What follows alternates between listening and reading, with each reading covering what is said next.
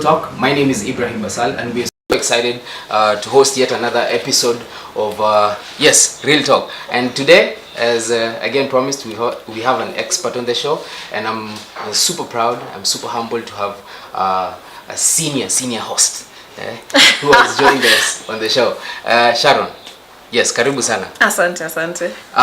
And to the ever so smart Mr. Lawrence Gashanja, wakili of the High Court, not for the High Court. Yes. You had to make sure that at the end of the day you correct me on that. You got it. But I don't know if you mentioned why. What was the difference again? If I say an advocate of the High Court and an advocate for the High Court, what's the difference? Well, I think that is a grammatical question. Okay. So it's more of grammar. It's more group of schools and the sisi wenye tulienda polling stations. All right. Thank you so much, guys, for joining us. We are super proud of I think this is about our 7th episode that we're doing, and we said that we created this platform so that at the end of the day you guys get advice on how to go about the whole issue of investing in land. Yes? Yeah. All right. And we have agreed, me and Sharon have agreed that we have tackled so much on the first process. The beginning of the process where you do the search, you have to do a site visit. We have covered so much of this, and today we have an expert again on the show who is going to touch on a little bit of the last bit of the final bit of the land buying process. We're going to touch on a bit of the financing bit. We're going to talk about someone who wants to do maybe SACCO, bank financing, asset financing, Mr. Gashanja, stamp duty payment, and maybe the transfer bit. And then if you guys have any question, our contacts are right under there so that you can reach out to us for those parts that you feel like maybe you want a little more details on the same, yeah? All right, right away, Mr. Gashanja. So now, say for instance, I want to go the bank financing or the SACCO financing way to pay for that piece of land. How does it work? Okay. I think the process will be more or less the same. Okay. Now the difference is that the advocate for the SACCO usually requests for the completion documents. I don't know whether I explained last time. You touched a little bit on the same. What the completion documents are. Maybe you can just do a recap of that. Yeah, I can do a recap of that and say that the completion documents are the documents that the advocate for the seller or the vendor. Again, group of schools. Vendor. The seller. Let us be simple. Simple enough. In law, they usually say the simpler you are, the more effective. Okay. You communicate. Okay. Yeah. So those are the documents that once you finish paying in a normal transaction, once you finish paying, there are documents that the seller is supposed to release to you. And what are those documents? The documents are, number one, the original title deed.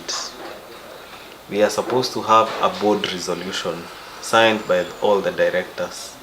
In case it's an individual, it is important that you ask for a spousal consent, because there are properties that we call matrimonial property.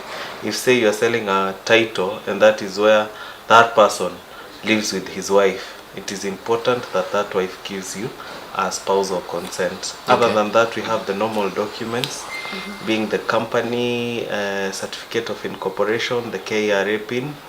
We have the director's ID and the director's KRA PIN. We have for areas that are rateable, we have the rates clearance certificate. If it's leasehold, we have the rent clearance certificate, and so on and so forth, together with the passport sized photos. But there's something very important that I left out, and that is the transfer. The transfer has to be signed by, number one, it has to be sealed by the company that is selling, and it also has to be signed by at least 2 directors. But now in our case, nowadays the law allows that it's possible for a company to have 1 director. One director, and that director has to be a natural person. What do you mean by natural? A natural. I also wanted to know what he means by a natural person. Yeah, a natural person is like you and me. We are natural people. A human being. But you see, a company is a person in law. Oh, so You get in it? law, legally you view a company as a person. As a person. Okay. Yeah, but we can call that person an artificial person. Okay. Because it's something that That's has been formed. Our learned Group friends of will show us. our learned friend. Yeah. So yeah, in cases of a company, Yes. of course, I think that will be important. Yes. Okay. So I've had a few clients Yes. who again want to involve their banks. Yeah. I think So currently. I was continuing. Okay. So those are the completion documents. Okay. That once you finish paying, the seller or the advocate of the seller usually hands over those documents to you so that you go and do the transfer. Just to remind you, that is the normal process and the normal way of doing things. In transfer. But in places where there is bank transfer, now the process is somehow opposite. You hand in the documents, the same documents, you hand them over to the advocate of the financier. Now, in this case, the bank. Yeah, the Or, financier. well, it could be yeah. the SACCO or the bank. Yeah, it's Whoever- actually the SACCO or Uh-huh. the bank. Okay. So what happens, if you say I'm taking a loan, I think the best example to use is Equity. Okay.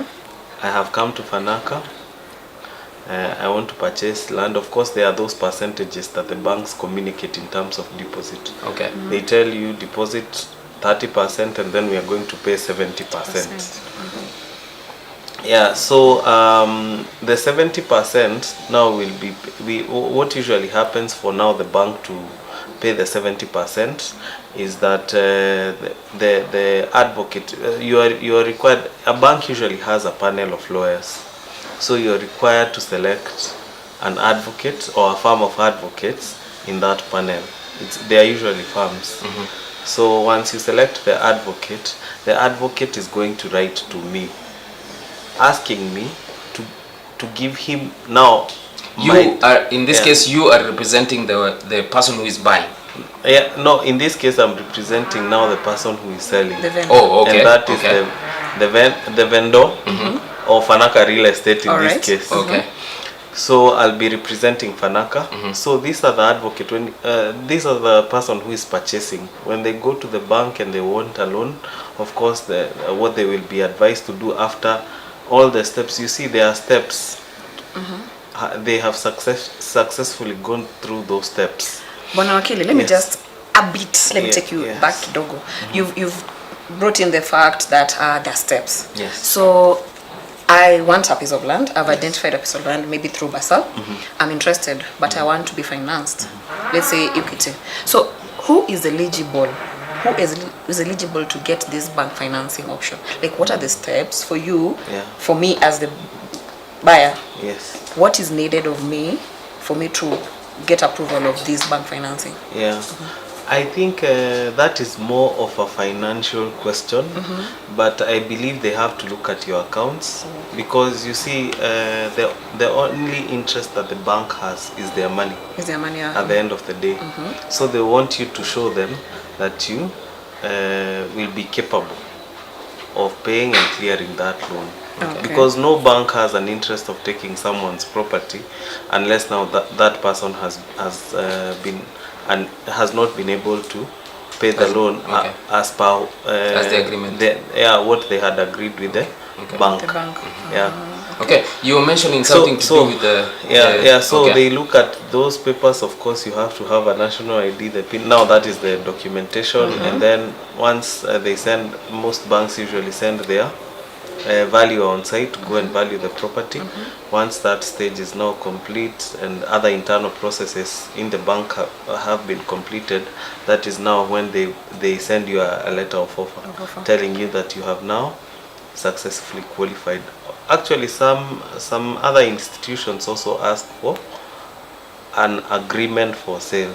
From the vendor now. Yeah, from the vendor. So so that the vendor is going to show that, of course, all the requirements have been met, and indeed there's land being purchased, and now that person is unable to, of course, pay the balance. at this process when maybe the bank or the financial asked for an agreement, I as the buyer, is there any amount needed of me to have paid the buyer prior? Yes. Well, it depends. There are institutions I have seen over my years of practice. Those institutions give the people who, or the purchaser is given 100%. 100%? There are others who give 80%. There are others who give 70%. So it depends with that institution. Okay. Yeah, I would call it discretionary because of course it's not quite discretionary because they just weigh their risks and see what percentage, and there are also other considerations because I see people who work in banks or some circles, they are given 100% mortgage facility. Okay. Yeah.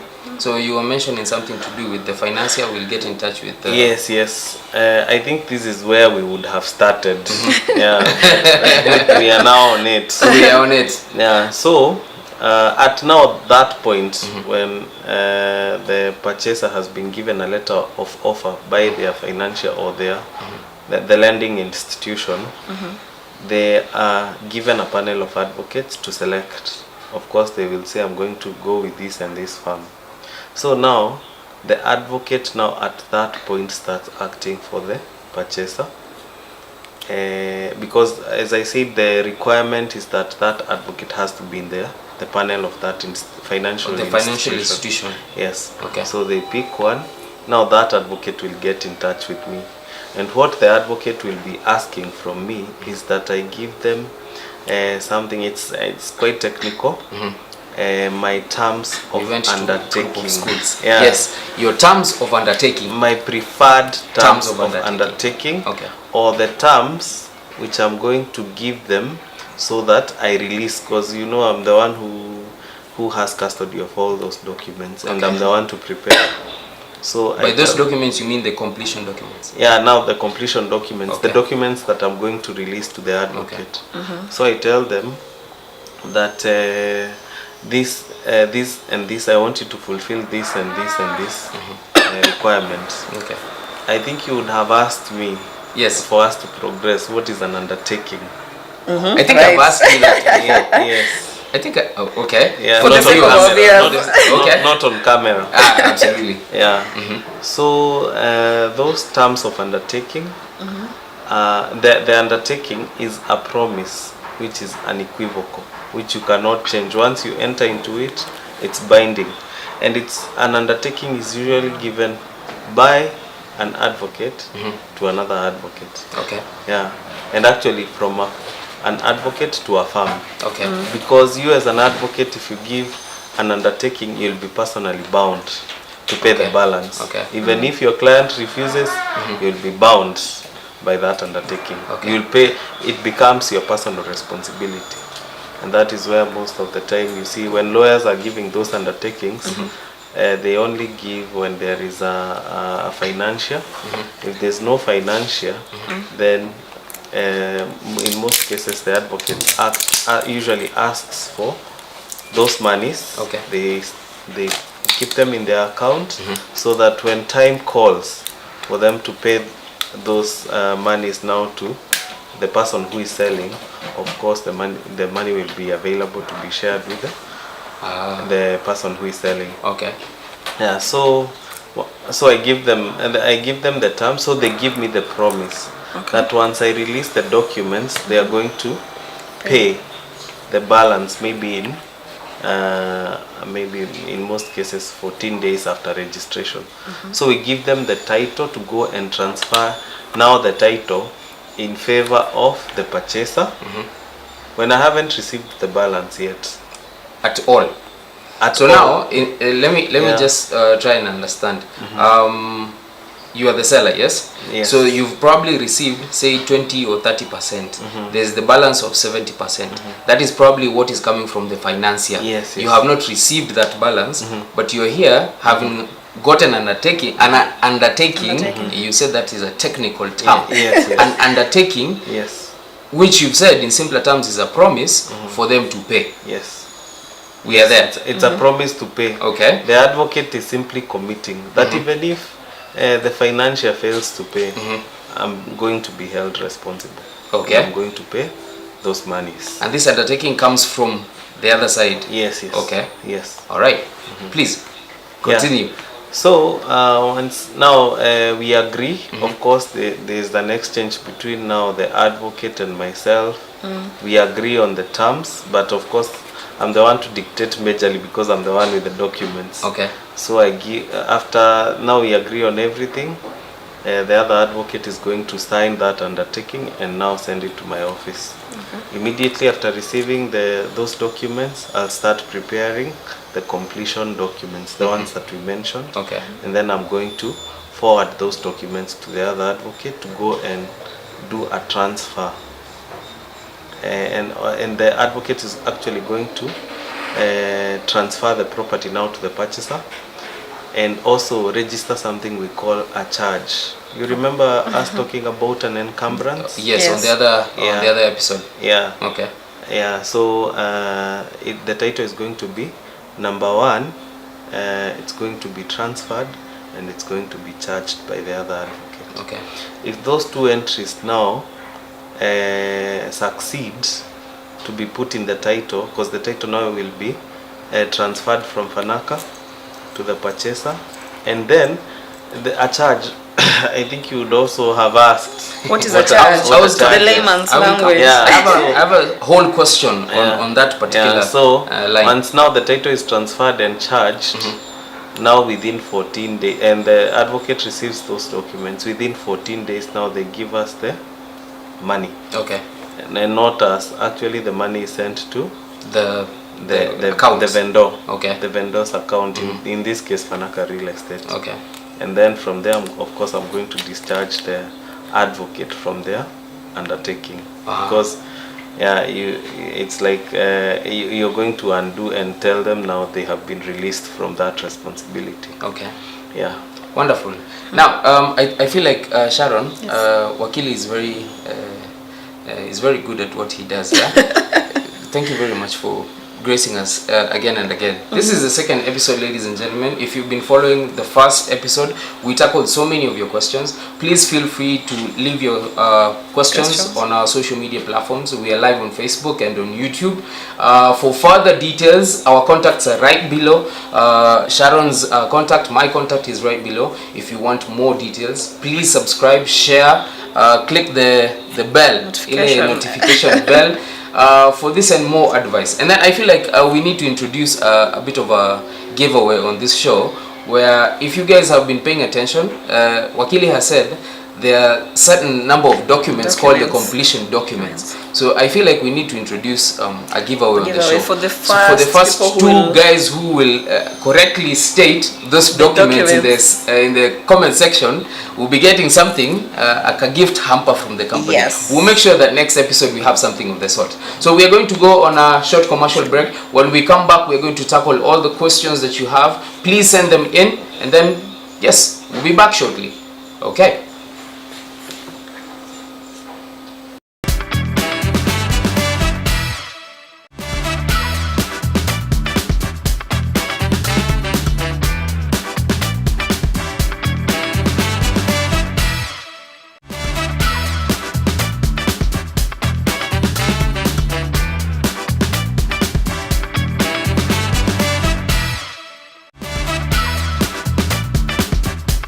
Sahara Court is not an exception. Every plot has its ready individual title deed.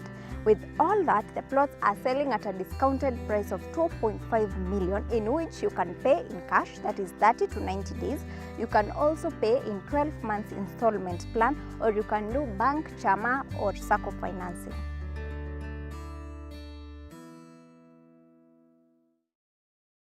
Welcome to Sahara Court, a very nice place located just along Kenyatta Road, 500 meters from the main road. It's a very beautiful place, all green, red soil. It's a place that is well developed, in fact, with more than 5 gated communities with water and electricity. As it is our custom, all our plots have individual title deeds. Sahara Court is not an exception. every plot has its ready individual title deed. With all that, the plots are selling at a discounted price of 2.5 million, in which you can pay in cash, that is 30 to 90 days. You can also pay in 12 months installment plan, or you can do bank, chama or sacco financing.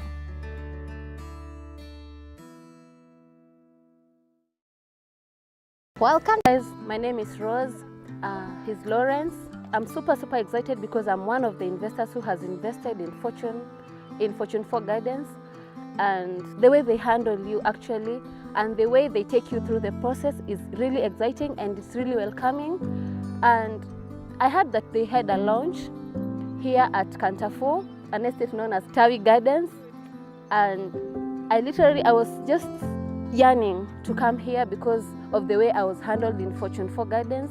And we are actually so excited because we've been able to get one of the plots, which is plot number 2. And we've been taken through, we've seen the social amenities, we've seen the schools, the availability of materials. That's why we were super excited to come here. So I would like to say thank you to the Fanaka. It's a very nice place located just along Kenyatta Road, 500. So I'm very much obliged. Thank you so much.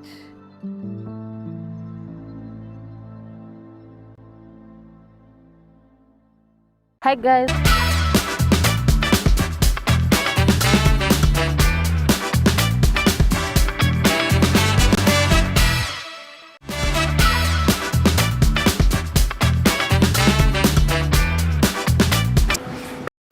Ladies and gentlemen, we are back. Thank you so much for tuning in. We want to send a huge shout out to everyone who has constantly, this is about our 7th episode, and we have promised to bring experts on the show, and we have the presence of one master, Wakili, for the High Court, not for the High Court, of the High Court. And we are super pleased to be here.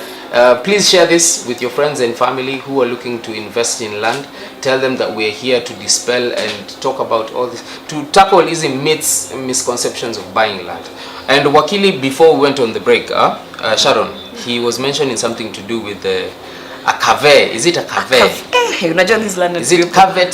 Wakili, please, it's a technical term. I mentioned a charge. A charge. Yeah. So we want to know the difference. Someone was asking, what's the difference between a charge, a cave, a restriction, na caution. There's na something caution. you mentioned of a caution. Yes. I'm going to take you in steps. Answer that question in steps. Okay. A charge.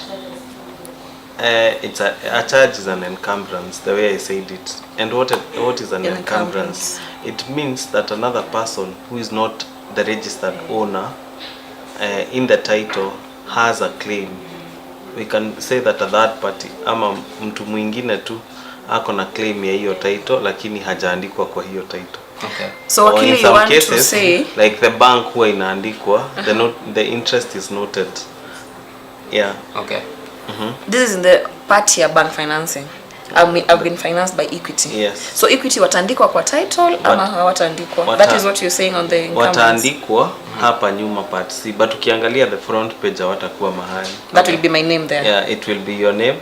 But then again, that title will be burdened or encumbered, meaning that the bank has an interest in that title. Okay. Meaning the bank of course is a third party, but they have a claim in the title. In simple terms, so, you owe them something. Yeah, so that you know what happens if you don't pay the loan. Of course, it will be very easy for them to take the property and sell. Okay. Yes.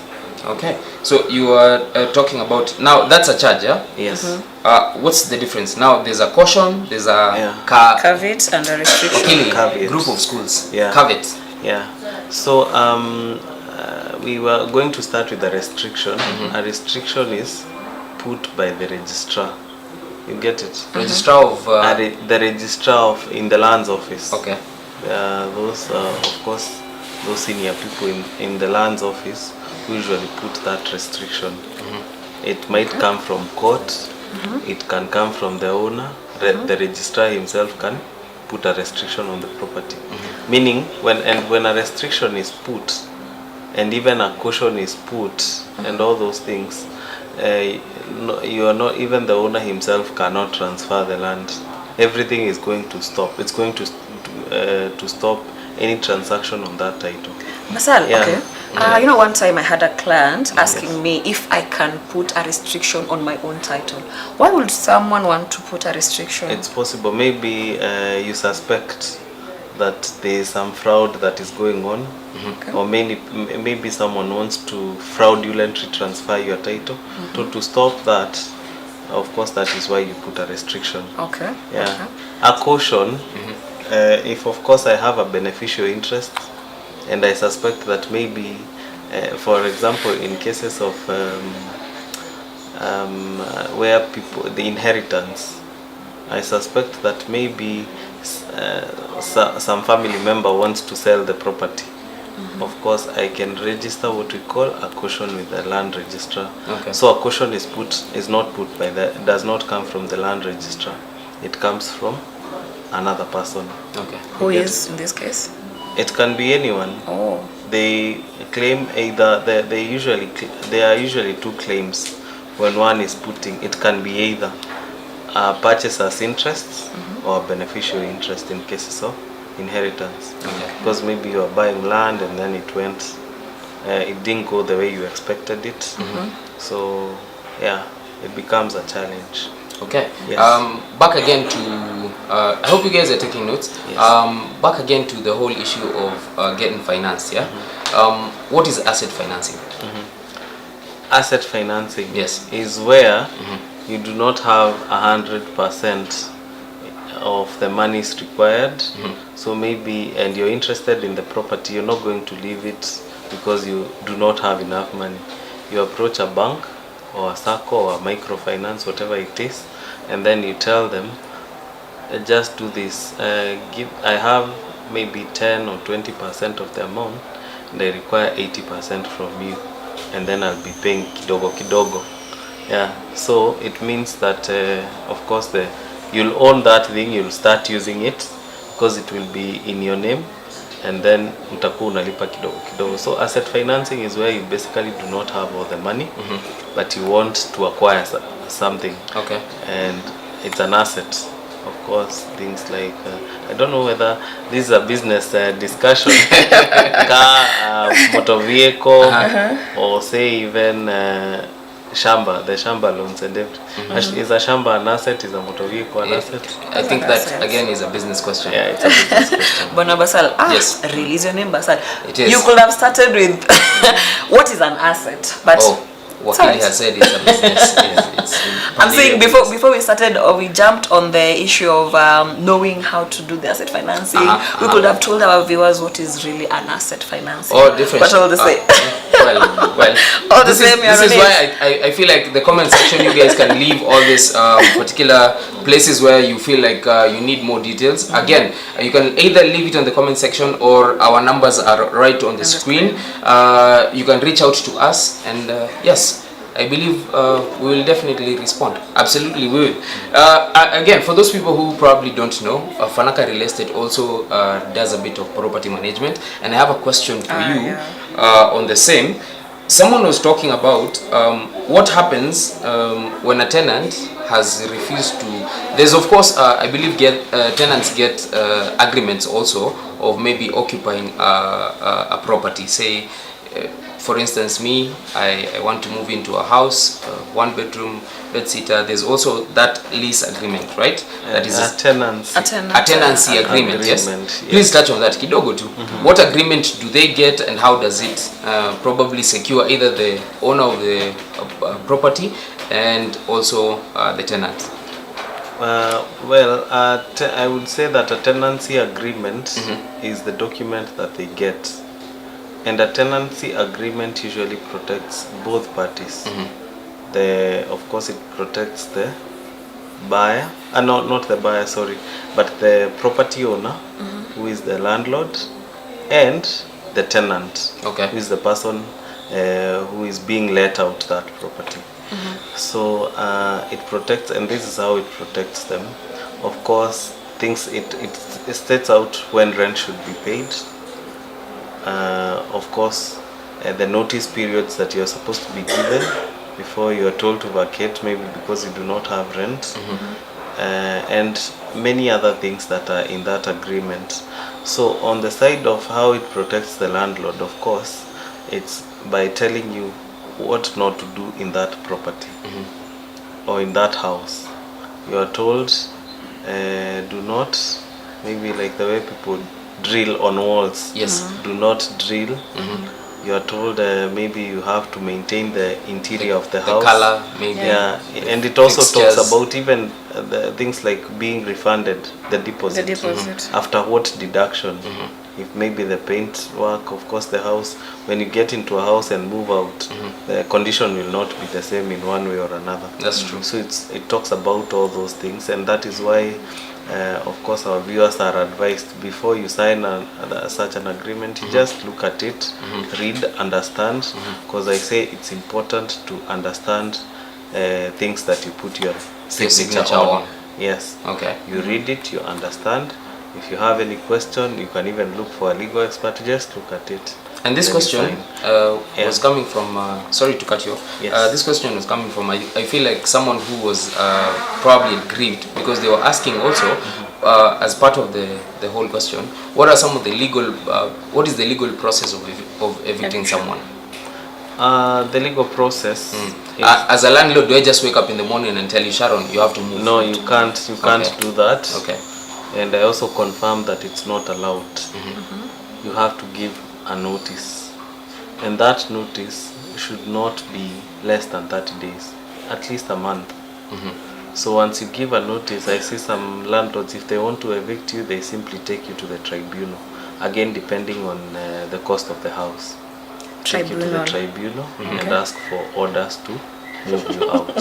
What is tribunal? What do you mean by tribunal? Tribunal is like a court that deals with those matters of tenancy, tenants and landlord. Yeah, those kinds of issues. Okay. Yes. Wonderful. Now, I want to bring you back to the bank financing a bit. You wanted to elaborate on the promise to pay. You wanted to touch a little bit on The that. undertaking. The undertaking. You wanted to touch, you know, I'm a very simple human being, so I didn't get the undertaking part, but I got that it meant this is a promise to pay. Yeah, it's an equivocal promise. Please, Meaning that is also that another technical one. once you get into it, you cannot change. You have to be bound by it. It's an oath. Again, I said it's not an oath. It's a promise, but a promise which is very clean, or has a lot. Sorry, No, it's okay. from where I come from, a lot of sanctity. Okay. Meaning, you cannot just ignore what it says or do the opposite of what it states, because of course there will be consequences. You as the advocate who gave it is going to be responsible. Okay. Yeah. All right. Yes. Is there maybe something else you would want to add on that part of the undertaking? Nothing. I think I have exhausted. That's Unless you everything, have any question. Yes. Maybe on that, maybe Basal, just to bring our viewers up to speed. Today, legally speaking, we are doing random questions. questions. So if you have any legal question about land buying process, the tenancy, the landlords, you can talk to us on the comment section, and as we continue with the episode, Bwana Wakili will be able to elaborate most of it. Yes. As we go by. Exactly. On that note, we had reached the point of the transfer bit on the asset financing. I just want to bring something on board. The consent, like there's this part of the title deed that we do apply for the consent of transfer, maybe like that. We say today is a random question. I don't know whether I mentioned the consent because it's usually also a completion document that is usually given by the person who is selling. Okay. In this case, Fanaka. We are the ones who process it. And where is it processed? At the Land Control Board. Lovely. LCB. I want It's two called an things from- LCB con. Amekuja penye unamtaka. Exactly. I want you to mention. You said you want law is very effective when it's simplified. Yes. Please tell our viewers what a consent is and what role the Land Control Board play in the whole will of buying a piece of land. Okay. So the first question is What a consent a is. consent? Yes. a consent. Number one is given by the Land Control Board. And the purpose of the Land Control Board is, number one, ensuring it's a process that cannot be jumped. That consent has to be taken. And that Land Control Board usually it like gives authority in terms of the land. We were talking about subdivision. You see, the Land Control Board was brought about, if you look, there is an act that governs it, which says that you cannot subdivide, you're not supposed to subdivide into very small portions that do not make any economic sense. So what is the standard size of subdivide? Yeah. There's no standard size. Yeah, we were having a discussion about it, and it depends with that area, because you see titles as small as you can imagine being processed, but of course that is not something I can answer outrightly, but I believe people from the county survey office usually gives dictates of how small a title can be. And not a title cannot be small. Well, the size of the land. Size. Yeah, so they dictate. So it also helps so that land cannot be transferred irregularly, because it's also a process. So the Land Control Board consent, of course, it's called a letter of consent. It's just a piece of paper that is given by the county commissioner. I guess it's the assistant county commissioner, because that board has a chair. So the chair is the one who gives consent. So you're supposed to go to the Land Control Board. You're given the land board usually sits once every month in all areas. So you have to go there, and of course those people who sit in that board, they verify, and it's mostly of course elderly men who sit in that board, together with some officers from the lands office, and then also the county commissioner's office. Of course they go there, they verify the documents, and once they see that of course the size is okay, and of course in most cases they usually insist that the vendor or the director of the vendor is present. And I, as the buyer, am I allowed to be on those? You can be there, but it's not mandatory, because you see, they want to see that the process of transferring that parcel of land is regular. There's nothing irregular about it. Yeah. So in those many words, I think I have answered your question. Absolutely. So simply put, so consent is just a minute. Once you produce all your documents, then they are going to say that whether it has passed or failed. So there's a probability of it failing. Yeah, it can fail. Of course, if they have knowledge that maybe the land does not belong to you. You see. So it's quite so it also a verification. Fraudulent transactions. It's also for the way you're saying it, for purposes of verifying if this making sure that the process there's no fraud in the process. Alright. Yes. Last time on the episode, you had mentioned that consent is given on is it agricultural land or only on agricultural land. Yeah. So if so what's the difference? There's agricultural land. So someone who is what is the other that is not given a consent? For what do you call it? If a title is a leasehold, as a matter of practice, we can't say that it's agricultural. Okay, in real life, it can be agricultural land. But you see, if your title is a leasehold title, you don't need that consent. So what will I need for the leasehold? Nothing. Initially, they used to ask for a commissioner's consent, but nowadays it was like scrapped out. And just a small recap. You've mentioned, I wanted to come to this question, that the Land Control Board consists of, comprises group of schools, comprises of probably the county commissioner or assistant county commissioner. Please mention it again for people maybe who didn't get that part. It's the assistant county commissioner, together with the land officer is usually present, and then we have elders from the community Okay. are also present. Of now the area where the Where the parcel parcel is. Yes, where Okay. the parcel is. Okay. And as I said, it only happens Once a month. Yes. That is countrywide, or is it countrywide, or it depends county to county?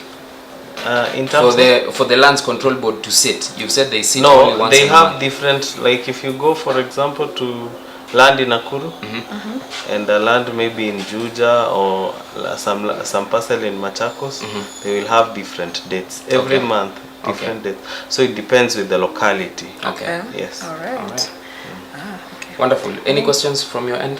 I think I've just one that has gotten in right now. Is it possible to merge titles for two adjacent properties Yes, into it's, one? It's possible. Yeah, you can. It's called amalgamation. I was looking for that word. I was afraid to call it. You know, seated next to a learned friend, I don't want to say might things something that. and then- Yeah, so it's possible to merge two titles. All you need, but you will need, of course, the two titles. You do searches, and from there, maybe you can use you have to use a surveyor, A surveyor. so that surveyor draws a mutation or something like that. But now the mutation will not be for purposes of subdividing. They know what they usually do with the nini, so that they merge, and then it goes to the survey office, and then it becomes, now they like they give consent, or rather they agree to it, and then the papers are taken back to the lands office, Okay. and now the title becomes one. Again, So it's possible, It's wonderful. possible. and we have done it. We've Before. done- yes. before. So if Right. someone has 14 and 13 and they want it to be one, it's We can doable. merge that. Yes, yes. Okay. Now, again, back to the bank financing bit. Yes. One of my clients had mentioned that the financier, in this case maybe the bank or the SACCO, yes, would have to send in a valuer to do valuation. What happens there? What is their role? What do they actually come to? A number The one, valuer. is it? The valuer. What is The the role valuer. of the valuer in the process? Because the client was asking, Yes. now that the bank is financing or the SACCO is financing, of course I feel like they need to, Or rather, I feel the question maybe, is the valuer really important in this land buying process, in the asset financing mode? Yes, Is the yes. valuer really valuable? Actually, you can't. I would say that it's a step that you can't jump, okay, if especially you've taken that route for banking finance. Okay. Yeah, because what usually happens, of course, before the bank gives you that finance, they need to know, in case you default, will the bank recover its money? Because you'll see other people maybe are applying for a loan that is very high, and maybe the properties, It's a bit. it's the properties valued at a very low price. So the valuer usually comes, of course, looks at what they look at, of course, some of the things, the developments, access, how the area has grown, things like what is there in terms of electricity, lighting, electricity, Water. and Amenities, water, just social all those amenities. amenities, and then they give it a value, so that even when the bank is, I told you the bank has to protect its interest. Yes. Yeah, you don't give money that maybe the bank might not be able to recover. On that bit of talking about interest, Yes. the bank will really want to protect its interest. Yes. What of me as now the vendor, the purchaser? How will, if the valuer has undervalued my property, will I also have time, to really protect myself and say the value is at is it? Yeah, I've seen people, clients who are aggrieved maybe by what the valuer, or who are not happy because of the value that the valuer has given. okay. So Say for what- instance, I was selling to you at 3.5. Yes. The valuer comes and Say it's says this piece 2.5. of land Yeah. is about a million. So again, a valuer, just like the advocate, the bank has a panel which has a list of valuers. So the same way that the bank has a panel with a list of valuers is so that maybe if one, of course, if one gives you a certain value and you're dissatisfied, you can always look for another valuer in that panel. Oh, so I can appeal and Yeah, you can do like an appeal. Okay. So that, but now if those two values of course gives you The same. value, probably that is It would have to stand. it will have to stand. Okay. Yes. Okay, great. Today we're doing randoms, eh? Yes. I've just seen a question pop in. Talk about the land buying process, like buying land for a minor or a kid. Where do they come in the title? Where do we write them? Number one, I want to be very categorical and say that a minor cannot own land. A minor By a cannot. minor we mean someone who is A minor is a person who has not reached the age of 18 years, legal age. which is the legal age in Kenya, or we usually say the age of majority, is usually 18 years. Sawa kina kababa, novulate the generations, they are called kababas. By They're the way- minors. By the way, in other countries like in the US, I think the age of majority or the Okay. age of adulthood is usually Is it, I think 16 years. Yes. Wow. So in Kenya, for it to appear on the title deed on You the have to be first 18. page, you have to be 18 years. 18 years. And this is the reason. Of course, for those who have done business, they understand there is what we call the elements of a contract. And of course, one element is that those people who are transacting must have capacity to contract. Capacity is usually looked at in two angles. And the first angle is that person of a sound mind. Same. If that person is insane, we usually say in law that he or she does not have capacity to contract. The second angle is this one for the age of 18 years. Is that person an adult? Legalistically speaking in Kenya, when we talk about an adult, we talk about a person who is 18 years and above. Okay. Yeah. So what usually happens is that if you have not, or rather you are yet to satisfy those thresholds. Okay. You see, you can't be written in a title if you're insane and if you're a minor. The opposite of someone who is an adult is a minor. Okay. Yeah. That's English, eh? Yeah, that's From English. schools again. Apart from being learned, is also an English teacher. This is the episode where technical words are thrown Yeah. I know. in the Yeah. conversation. So, but what usually happens if for example, I have a child, you see, and I want my child to appear in that. I want to buy him or her property. What I do is that, of course, it's possible for his or her name to appear on the title deed. So that when the lawyer is doing that transfer, on the front page, it should read the name of that person who has the capacity to contract. Now In the most parent. cases, the parent. But again, an interest will be noted on the second page that the parent holds that property in trust for the child. For the child. And now, because this child does not have an ID card, does not have a birth certificate, not a birth certificate, but a KRA PIN, we use the PIN, the KRA PIN and the ID for the parent, and then we request for a birth certificate For the child now. For the child, yes. So they will Because appear. the child has to be a Kenyan. So this interest that So we'll need has a been birth certificate. indicated in the second part of the title. Yes.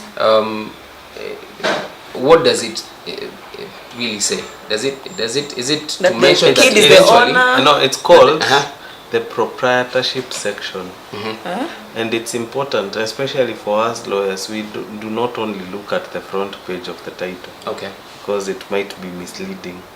You will see some other notes hidden at the back Okay. page, where you see maybe this person holds that title in trust for so and For so. somebody. So he Get can't it. do anything on behalf. Yeah, no, they are given. They have capacity to contract. Okay. So they can sell it, but now when they are selling it, it's another topic altogether Okay. for discussion But on how well. to go about it. Okay. Yes. Okay. No problem. So let me just But ask now, Basal. what usually happens, just to, it's good when I start explaining something I finish. Yes. Once now that minor attains the age of 18 years. Now you do another process called a process of rectification of title. You take that title deed to the lands office. You attach a copy of now the minor is an adult, ID and PIN, and then you do an application to rectify the title. And once you do that, the title, the register with the land registrar will be rectified. Okay. And now that cancel the previous title will be cancelled. And then now a new issue. They will issue a new title with the name of The kid now the minor now being an adult. Okay. Because he or she now has capacity to contract. Yes. Wow. Before we go on a short commercial break, and then as we wrap up this show, I want to ask a very simple question. What happens if a title deed is a piece of paper, right? What happens? Someone is asking, what happens if yanguke kwa maji?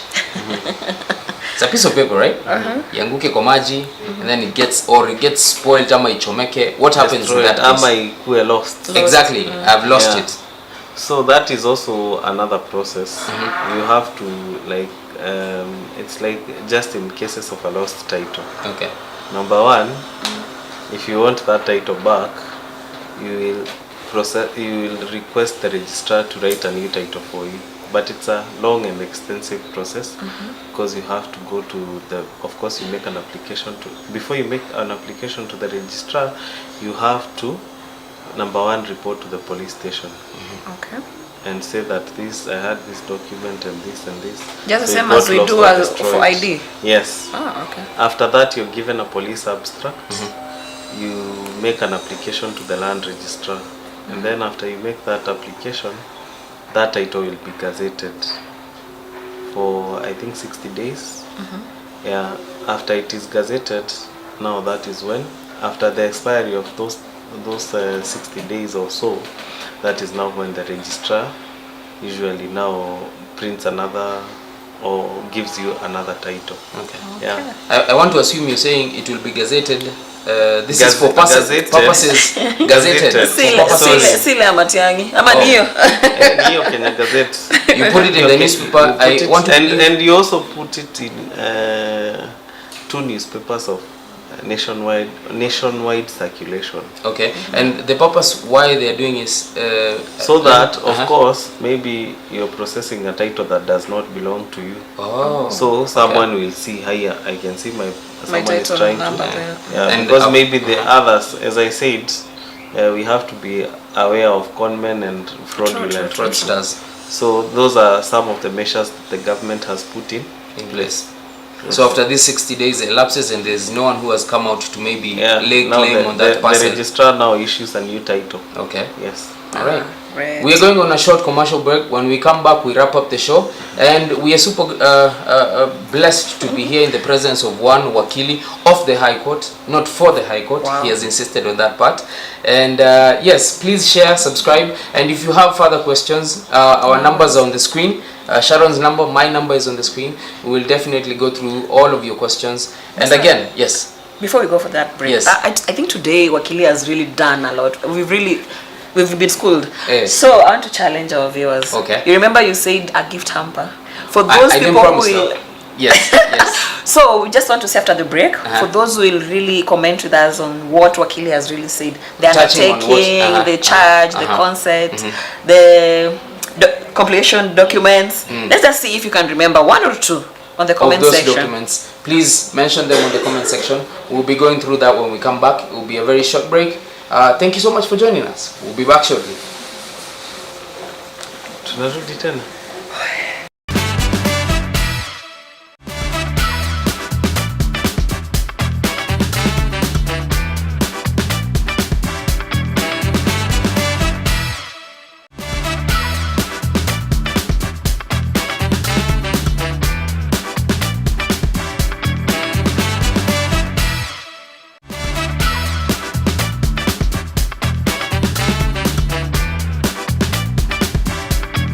Pledged. Thank you so much.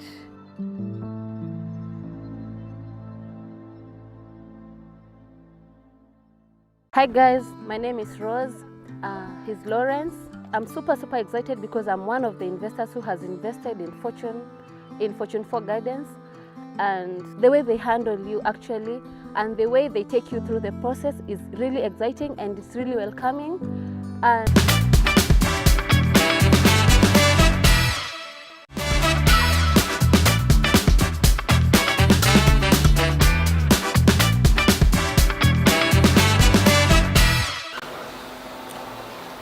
Wonderful, and we are back. I am here with the host, Sharon, and Wakili, one advocate of the High Court. We are super blessed to be here, and we have tackled so much today. I feel like, Wakili, we've tried to exhaust as many questions as possible. If you guys have any questions, feel free to reach out to us. Our numbers are right on the screen. Sharon's number, my number is down below. If you have questions, you can also leave them on the comment section. We are live on Facebook, and we are also live on YouTube. Please subscribe, share, and click the notification bell to get more content like this, to get to listen to experts who come on the show every so often. Wakili, final thoughts on maybe the whole process of bank financing. What would you probably also advise someone again who is trying to invest in land? Pole sana. Before we just wind up, I think we cannot close this client viewer out. Shout out to Chris Kwanza, thank you for watching.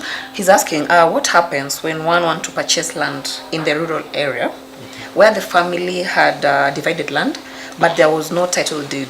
To start with, can you divide land without a title deed? Yeah, it's process. It's a process that is left, I would say, not complete. Maybe you divide. Number one, it depends, because you see, maybe the family has the mother title, but the surveyor has come on ground or on site and put beacons, but nothing else was done. Okay. So the other scenario is where I've seen maybe the process is done halfway. Oh, so that could be the scenario here. Yeah, so if it's done halfway, of course, I wouldn't recommend you to buy, because we are talking about the mother title and the individual title. I wouldn't advise someone to buy a property with only the individual title. Because of course, as I said, pesa yako inaweza potelea wapi. You can be meeting fraudsters in this year Nairobi town. Yeah, but if you're very sure, of course you can look for an expert. Because of course, if the mother title was in the process of being subdivided and you have a booking form, maybe you can push those people to generate now, to go to the lands office, finish up the process so that you get the individual title, and then maybe from there you can transact. So Bwana Chris, I hope that will satisfy. And if not, Basal's number, my number are on the screen. You can reach out to us, holla out us. We'll give more clarification on the same. Absolutely. Back to you, Wakili. Final thoughts. Yes. My final thoughts, of course, at times there are things we say that we can't avoid in life. Because not everyone has $1 million. That's true. Shillings. Not everyone has 500 shillings. Not everyone has even 50,000. But if you are financed, of course, it eases the burden. It eases the burden of you acquiring property. So there are things, banking finance or circle finance is something that I would actually encourage many people to take up, because of course we know not everyone is good at saving. Absolutely. And of course, if you start saving now, I'm advising as a maybe from the business part as a friend. Yes. Yeah. If you wait, you might wait till eternity to That's get true. money to purchase a parcel of land. Why is saving so difficult? Other than if you do not want to pay rent, Yes. of course you can consider taking up a loan, and then you build something. Other than paying rent, of course, you can use that money to repay the loan. Wonderful. And live in your house. Nice. So it's a gain for the bank and for you. Absolutely. Yeah. Wonderful. Yes. Thank you guys so much. Thank you, Wakili, once again. This is the second episode that Wakili has made sure that he has graced us. Asante We are sana. super humbled. Yes. Ladies and gentlemen, for this and more, join us on Friday, same place, same time at 2 p.m. We'll be here to make sure that at the end of the day, we're advising you guys on what to do or how to go about the whole idea of investing in land. Thank you very much for joining us. Sharon, parting shots. You were supposed to give someone a hamper. A gift hamper. Unfortunately, you should work on getting unfortunately, I've not seen anyone Okay. remembering what we talked about. I believe but someone must have said something on Facebook. please do so. Oh wow. Yes. So make sure to tune in next episode. We'll be here trying to make sure that we gift someone at the end of the day. All right. I think I owe some 2 people from Facebook. I'll make sure to do that, they get in something, the next episode. All right. Thank you so much. Enjoy your evening. Asante.